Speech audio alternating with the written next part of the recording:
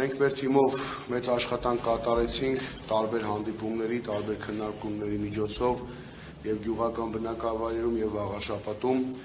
որի արդյունքում ստացանք մոտ 32% ձայն, 10,000-ից ավել ձայն ենք ստացել։ Ես շատ շնորհակալ եմ այդ Վաղարշապատցիներից, թե գյուղացիներից, թե էջմիածնեցիներից, ովքեր մեր թիմին հավատաց, վստահեց եւ մեր թիմի մեջ տեսավ այն մարդկանց, ով պատրաստ էր այս քաղաքի գյուղերի խնդիրները վերհանելու եւ դրանց լուծումներ առաջարկելու։ Ես ասեմ, որ մենք մեր աշխատանքները շարունակելու ենք կատարել, հավաքանու կազմում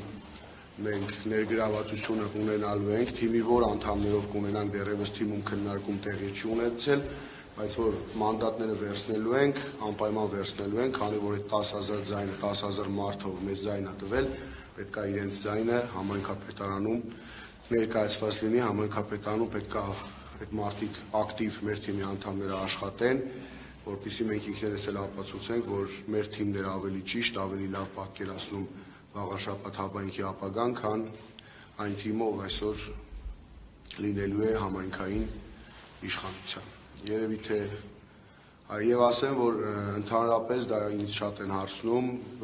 լեգիտիմության խնդիր չի առաջացնում, այսինքն երբ որ վերցնենք մանդատները,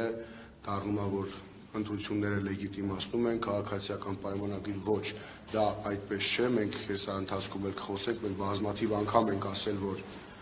պայքարը սկսվել է, ընտրապայքար ի սկզբանե ընտրախախտումներով, անհավասար պայմաններով եւ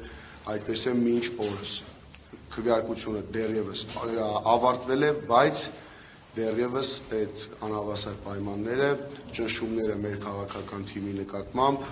մինչ այս պահը շարունակում են եւ կարծում եմ դեռևս շարունակելու։